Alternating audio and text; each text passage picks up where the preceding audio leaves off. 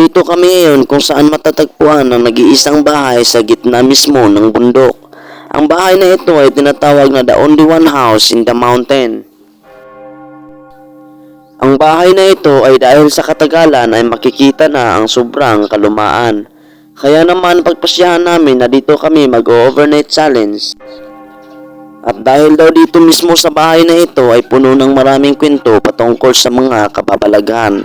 Dahil dito mismo ayon sa kwento ay dito daw ay may namatay na. Kaya dito nag-ugat ang kwento na marami daw mga nagpapakita.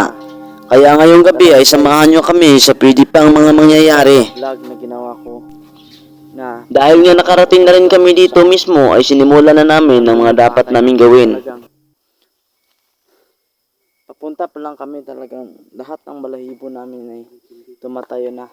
So hindi namin alam anong meron dito sa lugar na ito, pero napakalakas ng enerhiya ng mga espiritu na hindi natin nakikita, o lalong hindi nakikita ng mga normal na tao. Kaya ito na, papalapit na kami actually. So guys, hindi namin alam ngayon kung anong meron, pero ang takot ay ramdam ko. Actually ngayong gabi hindi ko kasi kabisado ang lugar na ito kung ano ang meron dito. Ano? Natin, dumating na tayo sa isang lugar sa bundok ng Mayahay. At kung nakikita nyo sa likod ko, nandito na ang isang bahay na maraming kwento patungkol sa mga kapapalagan, ang mga naganap at mga nangyari. At ayon sa mga taga rito, ang bahay na ito ay mayroon na mga ilan na mga namatay na noon pa. So mga kasagsagan ng mga ilang panahon, ilang dekada na ang nakalipas. Kaya ngayon ay nandito tayo para pakita natin at malaman kung ano ba talaga ang meron dito sa lugar na ito.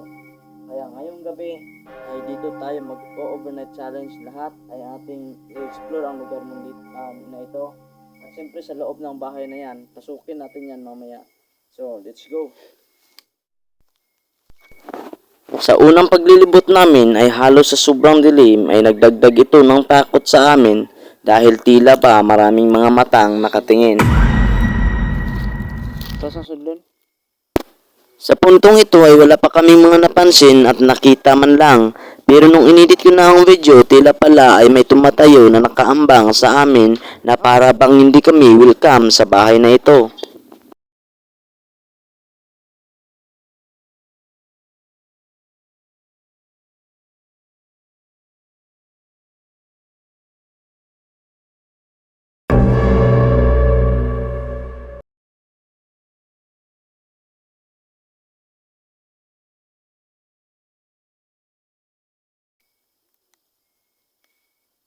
So let's go guys. So dito yung mga sinasabi nila. Sa loob daw nito ay meron ng namayapa matagal ng panahon. Para siyang maraming alikabok. At nga siyempre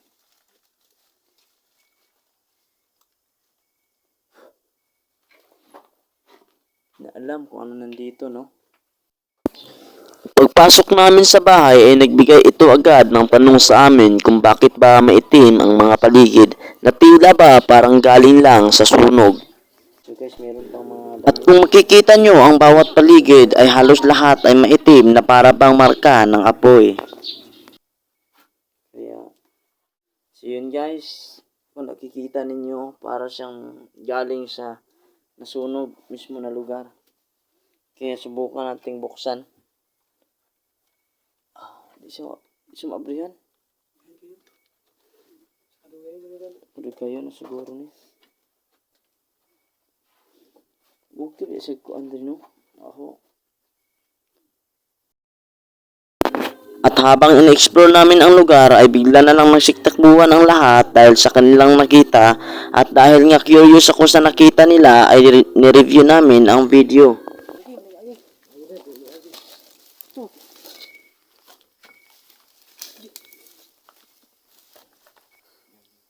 Ay, ni kuan. At dahil nga curious ako sa nakita nila, hindi ko napigilan na i-review yung video dahil daw may tumakbo sa labas na wala namang katao-tao. At nung na-review na namin ang video, hindi nga sila nagkakamali at may nahagip pa ang kamera namin sa mga nakita nila.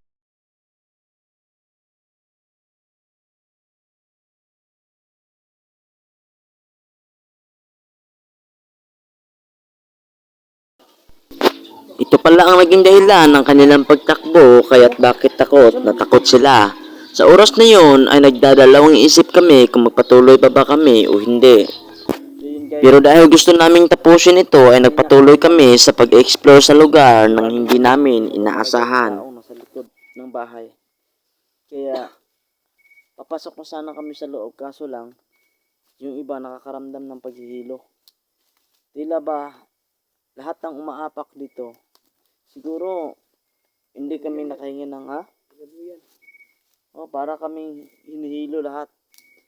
So lahat ng mga umaapak papunta sana kami, akyatin sana namin kaso yung mga kasama ko medyo parang nahilo sila, hindi nila alam, hindi namin naintindihan kung bakit. Kaya ito na gusto na namin pumasok sana pero ramdam namin na tila ba may nakatingin sa amin galing sa pangalawang palapag. At nung pakbang na ako papasok sa loob ay bigla bang tumayo lahat ng mga balahibo ko na hindi ko alam kung bakit.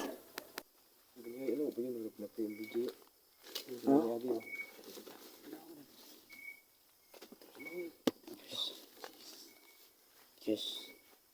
Sorry ka pinindi na ako balahibo. Isa. Kani galili din napitaw. Kinakaroon ng patini. So guys, ay lang padalaan akin.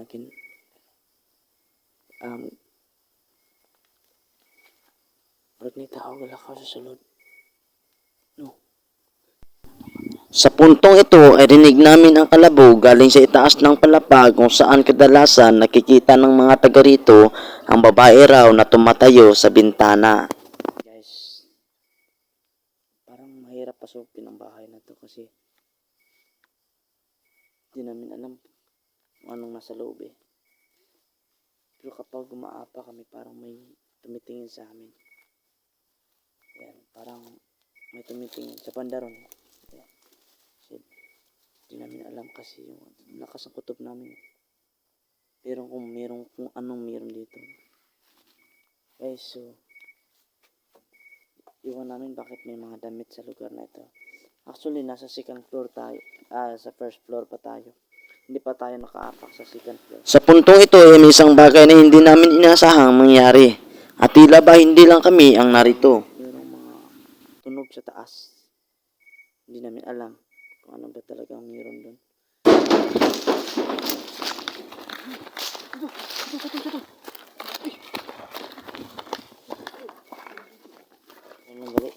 Pagkatapos ng mga pangyayari at lumipas na ang ilang minuto ay may narinig kaming busis ng matanda at napansin ko lang ito nung nag-i-edit ako ng video.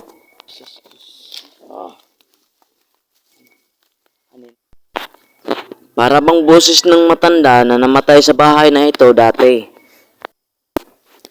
Dahil sa mga nangyari ay sinuyod namin ang lugar kung sino ang may kagagawan sa paghagis ng isang bagay. Sige, taon na ka. Hindi na kami nagdalawang isip na pumasok sa bahay dahil sa sobrang dilim sa labas at hindi na namin alam kung sino ba talaga ang kasama namin.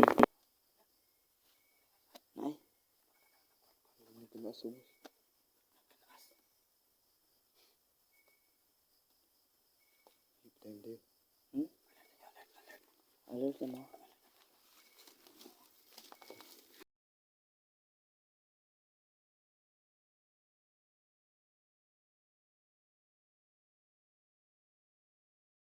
Sige, saka dito. So guys, sakit tayo sa taas. Okay tayo.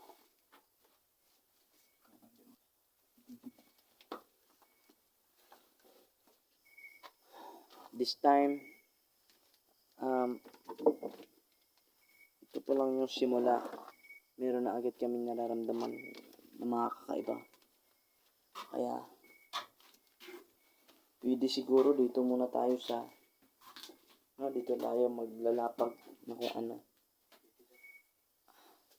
At ito yung bintana sa likod ko guys. Ayan. Kung saan para bang may sumisilip kanina sa amin. At meron ding maliit na bintana. Ito.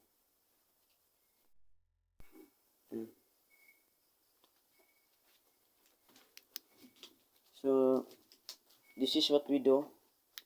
Ang gagawin natin dito siguro tayo. Ito yung hagdan, guys, papunta pataas ng second floor. At siyempre, galing dito sa loob, ito yung makikita. Yung labas. Ayan guys, yung labas nito talaga.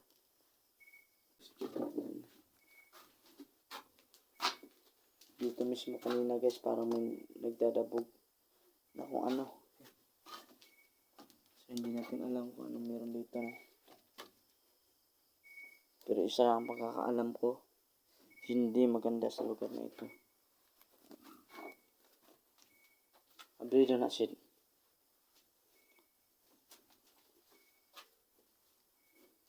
Di ara-ara. Pikas.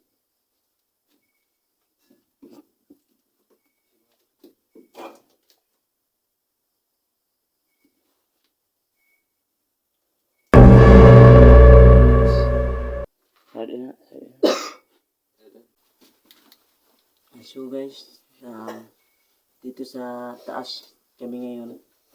So dito tayo mag-sit up mamaya. Ngayon dito tayo mag-sit up para mamaya. At siyempre, isa sa mga pinaka nakapasilent sa amin palipat-lipat ang ingay ng babae. Tila ba kinagahasa o kung ano man. So siguro dito na lang yung safety na lugar. Hindi masyadong kalinisan pero nilinisan lang natin ng konti. Dahil sa sunod-sunod namin naririnig ang iyak ng babae ay may sinabi ako sa kanila.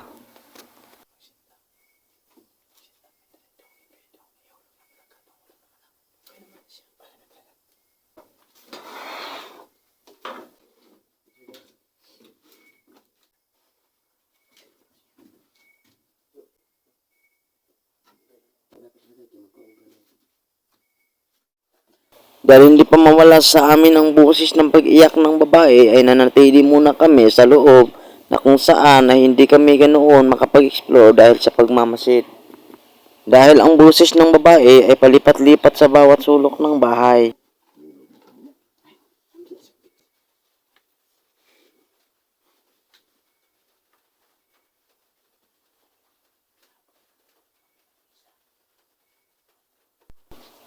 Sa oras na ito, habang naghihintay kami, napag-isipan namin na mag-sit up na muna kami ng night vision cam. Imbis na mag-sit up kami ng night vision cam ay napag-isipan kong i-explore ang palibot ng lugar, baka sakaling mayroon kaming mahagip o makita tulad ng mga nakaraang vlog.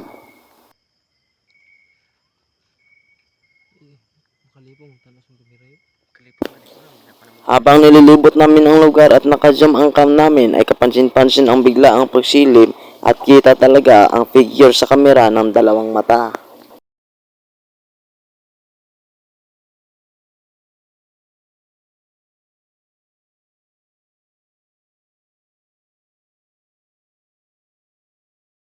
Pagkatapos ng pangyayari ay bumalik kagad kami at nagpahinga. At syempre uminom kami ng kape dahil hindi pwede na mawala ang kape.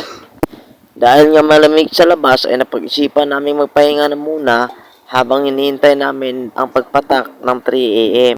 Sa kasamaang palad ay hindi namin nasahan ang pagpatak ng ulan kaya naman napag-isipan namin na matulog na lang muna. Dahil nga mas lalong lumalakas ang ulan ay wala kaming magawa kundi ang matulog na lang muna. At yun nga guys, hindi man tayo nakapag-explore ng 3 AM pero alam ko hindi ko makakalimutan ang gabing ito. Kaya maraming salamat sa lahat ng suporta sa pamamagitan ng pag-like and share, subscribe sa channel na ito. Click nyo na rin ang notification bell button para lagi kayong updated sa bagong video na aming gagawin.